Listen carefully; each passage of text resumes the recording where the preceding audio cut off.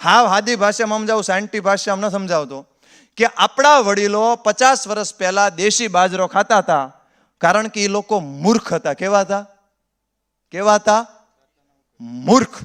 અને એટલે એ દેશી બાજરો 3.5-4 મહિને પાકતો હતો, એટલે એ લોકો 100 વર્ષે પાકતા હતા, કારણ કે મૂર્ખ હતા.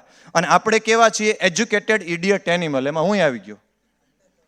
આપણે બધા જ હાઇબ્રિડ બાજરો ખાવા માંડ્યા, અને હાઇબ્રિડ બાજરો 2.5 વર્ષે પાકે, એટલે 2.5 મહિને પાકે, એટલે આપણે 50 વર્ષે પાકવા માંડ્યા. સીધો જ હિસાબ. આમાં કાંઈ બીટી જીએમ ફીએમ આ બધું અમુકને સમજાય જ નહીં. બેસિલસ તુરંજીસ કેમ જાય ને ક્યાં જાય, તેના તારે જમીન પર જો તો ફરવા જ મળે બધું. હાવ હાદી ભાષાનું છે. આપણા વડીલો કેળા ખાતા હતા, તો કેળા કેળ ઉપર પાકે અને એને કોથળામાં વીંટી દે, અને કુદરતી રીતે કેળા પાકતા, એટલે એ લોકો ધીરે ધીરે પાકતા, કારણ કે એ લોકો ડોબા જેવા હતા, બુદ્ધિ વગરના હતા. અને આપણે બધા હોશિયાર થઈ ગયા, એટલે આપણે કેળા વાડીએથી લૂમ કાઢે નાખે સીધું કેમિકલમાં, અને ત્યાં અમદાવાદ અહીંથી ભાવનગર સાંજે પોગે એટલે 12 કલાકમાં પીળા, એટલે આપણે 12 વર્ષે પાકવા માંડ્યા. માલઢોર કપાસિયાના પાપડા ખાઈ ખાઈને ગરમી કાઢે, ગર્ભધારણ નથી કરતા. સાહેબ, આપણે કોઈને પૂછીએ ને, આંબલી આમ જ દેખાવામાં આવે, માતાઓ બહેનો તમે પ્રેગ્નન્સી છે તમે દવા લ્યો છો? એટલે આમ કરી માતાજી આમ ઊંચા થઈ જાય, હા શક્તિની દવા લઉં છું.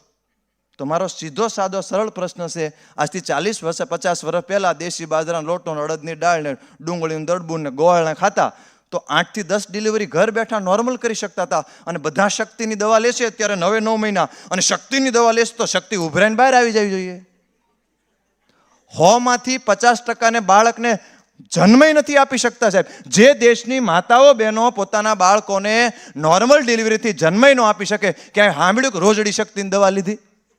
અને સાંભળ્યું કે રોજડીને સિઝેરિયન આવ્યું અને રોજડી ડિલિવરી મરી ગયું? સાંભળ્યું ક્યારે? આ તો ભેંસને ગાયને એટલી તકલીફ થાય કે આપણે ખવડાવી છે ઝેર વાળું, તો માણાને જ ઉપરથી લેવા પડે.